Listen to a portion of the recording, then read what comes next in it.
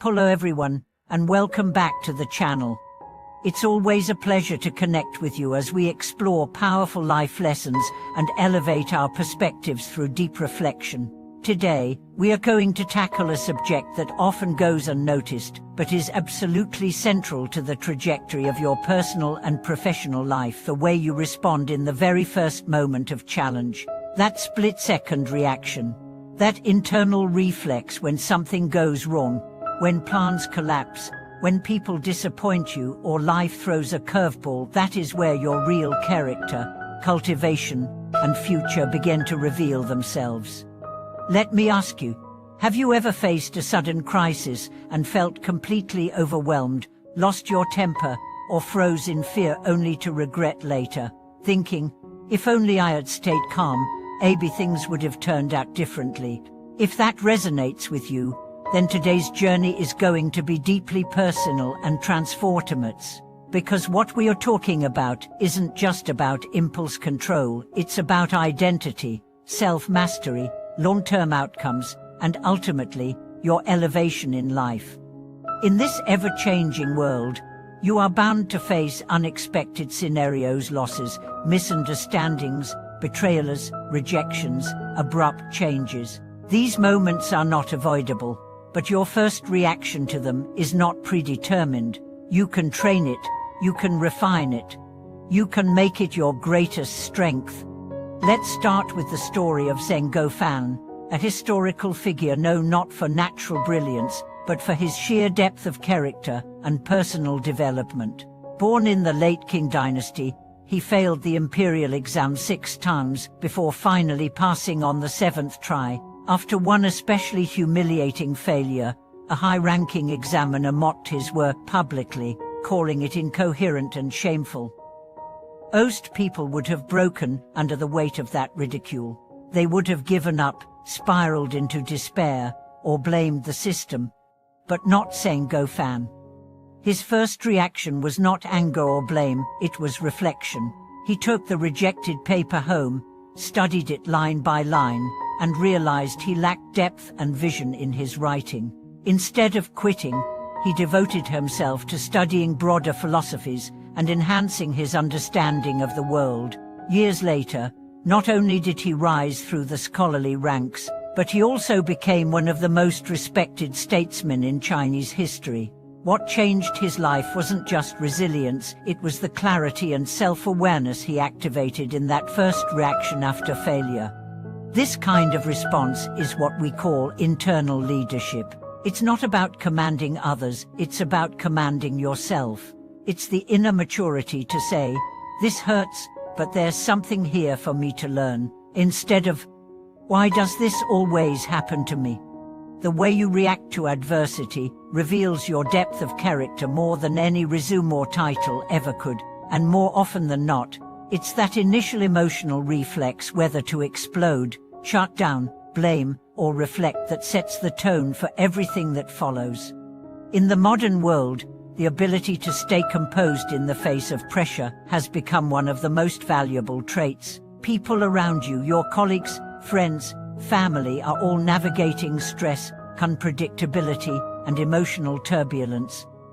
When you can be the one who holds stillness in the storm, you become a center of gravity. You gain trust, respect, influence, not because you shout the loudest, but because you stand the firmest state. This doesn't mean you suppress your emotions or pretend to be unaffected. It means you train yourself to pause, breathe, and look deeper. Let me share with you the story of a young entrepreneur I met at a business incubator. One day, his startup hit a major crisis, a funding deal collapsed, key employees threatened to leave, and internal chaos erupted. While others would have panicked or blamed external conditions, he turned off his phone, sat alone in his office overnight, and meticulously reviewed every financial and operational detail. The next morning, he calmly convened his team, laid out a phased payroll strategy, and reached out to clients personally to secure support. He wasn't pretending to be unshaken, he had practiced for this. For 10 years, he'd begun each morning with meditation. That internal training prepared him for the storm, and he sailed through it with dignity. From this story, we learn a timeless truth: calm is not the absence of struggle, it's the result of daily discipline. The more you practice presence, the more your first reaction becomes a reflection of wisdom, not fear. Now let's elevate this even further. Beyond calmness, those who truly excel in life are the ones who train themselves to see deeply. When something goes wrong, they don't just fix the symptom, they uncover the system. They don't ask, "Why is this happening to me?" but rather, "What pattern is this revealing?"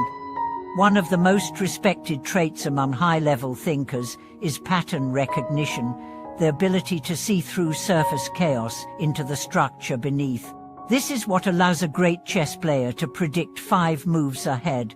It's what makes a visionary see an opportunity where others see a crisis. It's also what enabled the legendary Emperor Yu the Great to sense that alcohol, though delightful in small doses, could become a societal curse, a warning later proven tragically right by the decadence of King Zhu of Sam.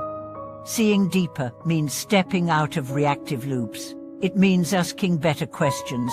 What am I not seeing? What is this experience trying to teach me? Where is the invitation to grow? This doesn't mean you become detached or cold. On the contrary, those who see deeply often feel more compassionately. They see the suffering behind the anger, the confusion behind the criticism, the insecurity behind the ego. Their response is not to retaliate, but to elevate. And sometimes, the highest wisdom isn't in analysis, it's in surrender. Not giving up, but letting go. Knowing when to hold firm, and when to release. Knowing when silence is stronger than speech. When peace is more powerful than pushing.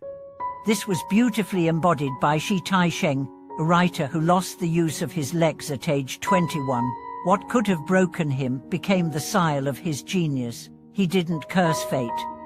He wrote.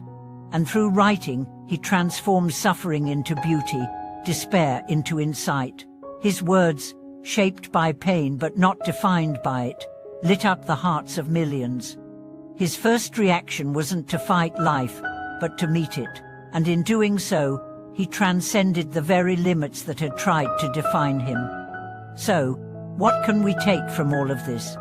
Your first reaction is not a trivial reflex. It is a revealing mirror. It reflects your inner discipline, your worldview, your emotional maturity. It is shaped not in the heat of the moment, but in the quiet of daily life, through reflection, study, presence, and intention. The next time life surprises you, whether through loss, insult, opportunity, or misunderstanding, pause, breathe, ask, what's the highest version of myself that can respond here? That single pause may change your life. It may be the very moment where you shift from victim to creator, from scattered to focused, from reactive to resilient. Thank you for watching this video. If you've ever experienced a moment where your first reaction transformed your situation or revealed something profound about yourself, we'd love to hear your story in the comments. Please like, subscribe, and turn on notifications so we can keep growing this thoughtful community together. Until next time, may your every first reaction bring you closer to the person you are destined to become. See you again soon.